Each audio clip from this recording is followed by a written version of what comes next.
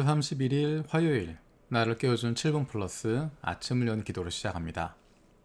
살아계신 하나님 아버지, 오늘 아침에도 우리의 눈을 뜨게 하시고 새로운 하루를 시작하게 하심을 감사드립니다. 우리의 생명이 하나님께서 맡겨주신 것임을, 그래서 우리의 시간과 건강이 쓰여지는 곳이 하나님께서 기뻐하시는 곳이 되게 하여 주시고 우리에게도 기쁨이 되게 하여 주옵소서.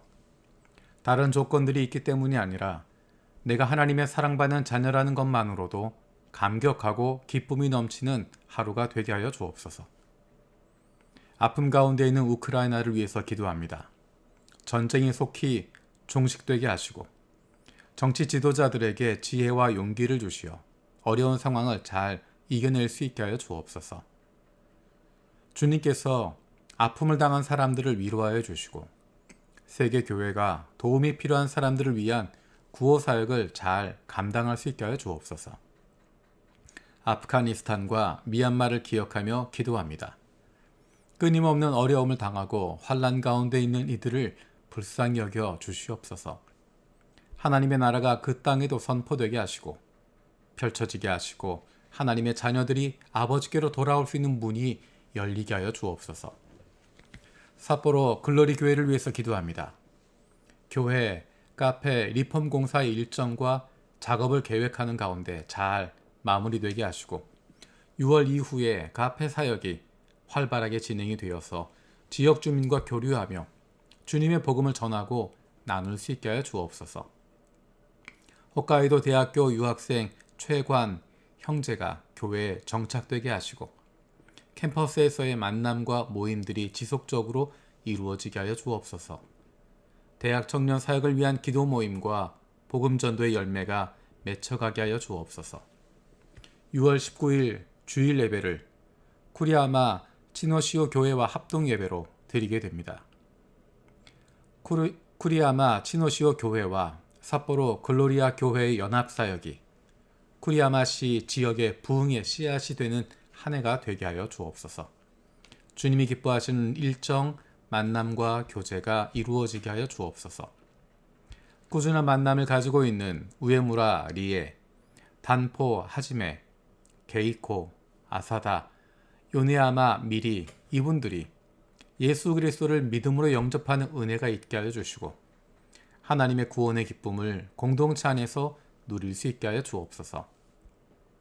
시마누키상이 성경 공부와 세례를 받고 싶어 하는데 성령의 인도하심 속에 하나님을 진실되게 만나고 기대하는 마음을 갖게 하여 주옵소서. 우리 교회 선교 사역을 위해서 기도합니다. 하나님께서 우리에게 보내주신 이 땅을 기억하고 잃어버린 영혼에 대한 안타까움을 다시 품을 수 있게 하여 주옵소서.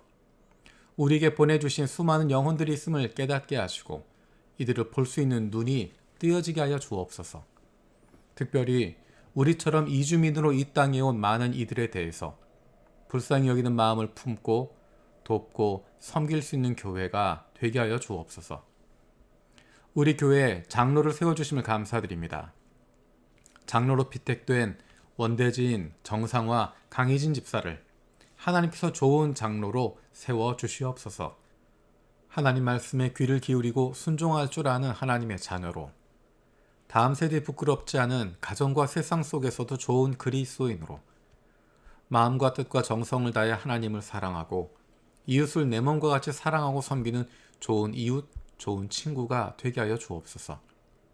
담임 목사와 마음을 함께 모아 교우들을 돌아보며 하나님께서 기뻐하시는 좋은 교회를 세워갈 수 있는 장로가 되게 하여 주옵소서. 하나님의 교회를 위해서 마음과 뜻을 모아서 섬길 안수 집사를 위해서 기도합니다.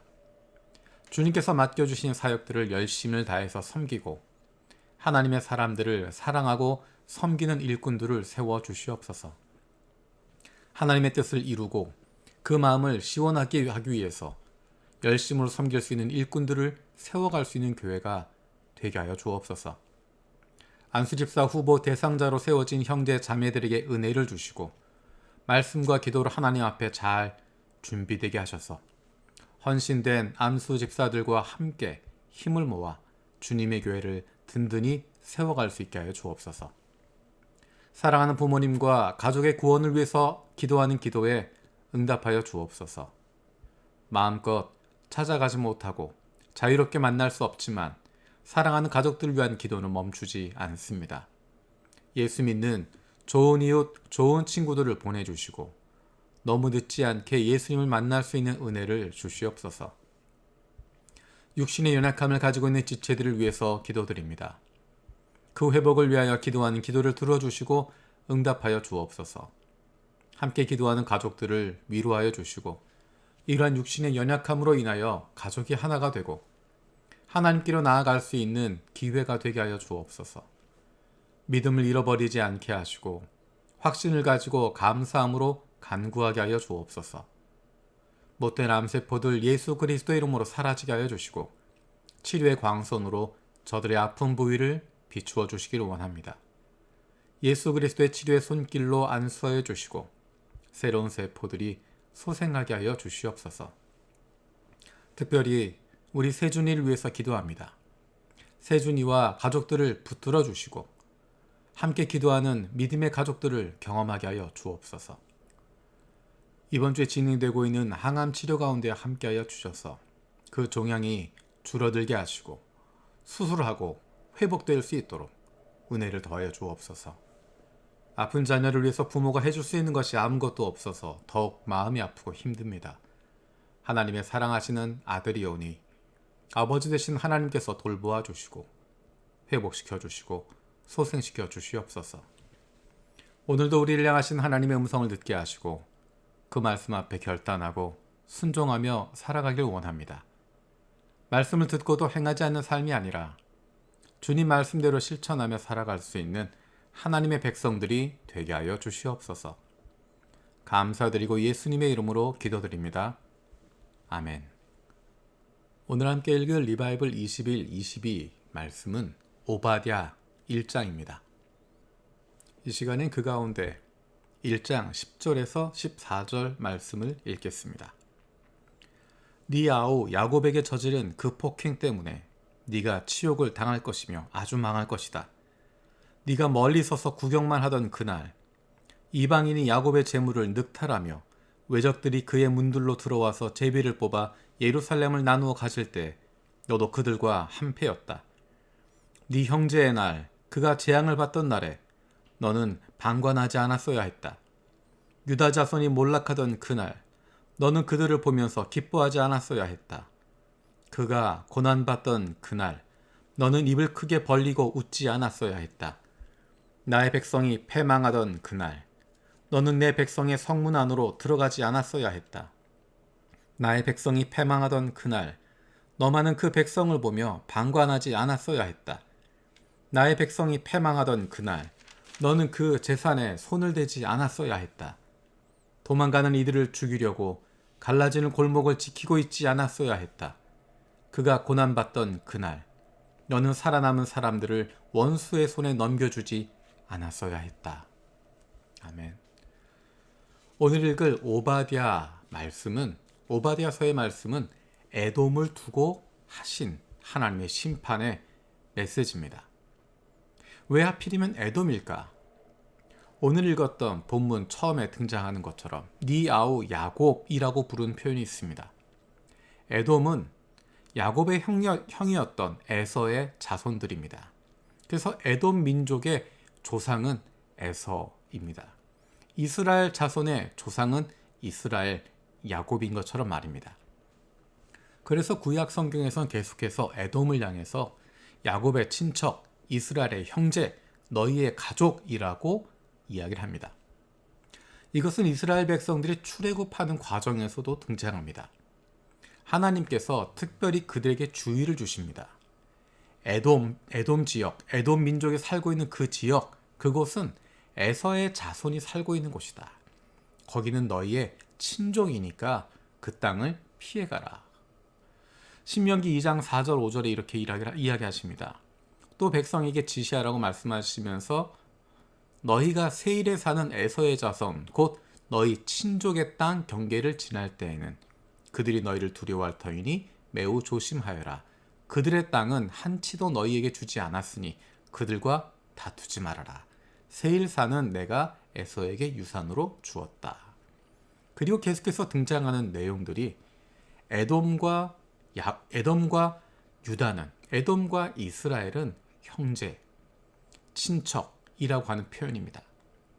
그래서 오늘 읽었던 것처럼 야곱이 심판받는 날, 이스라엘이 심판받는 그날을 성경에선 네 형제의 날, 그가 재앙받던 날이라고 표현합니다. 그러면서 말하는 것이 그날 너는 그들의 멸망을 보면서 유다 자손이 몰락하던 그날 그들을 보면서 기뻐하지 않았어야 했다. 그가 고난받던 그날 입을 크게 벌리고 웃지 않았어야 했다. 나의 백성이 패망하던 그날 그 성문 안에 들어가지 않았어야 했다. 나의 백성이 패망하던 그날 너만은 그 재앙을 보며 방관하지 않았어야 했다. 그가 고난받던 그날 너는 살아남은 사람들을 원수의 손에 넘겨주지 않았어야 했다. 너의 형제가 고난을 받는 그 순간, 아픔을 당하고 있는 그 순간, 그것을 보면서 가만히 있지 말았어야 했다라는 것입니다. 이 말씀은 우리에게 창세기 4장 9절에서 가인이 했던 말이 떠오릅니다. 주님께서 가인에게 물으셨습니다. 너의 아우 아벨이 어디 있느냐? 그때 가인이 대답합니다. 모릅니다. 제가 아우를 지키는 사람입니까? 하나님께서 가인에게 원하셨던 것은 그 아우 가인을 지키는 사람이 되어주는 것입니다. 그를 돌봐주는 사람이 되는 것입니다.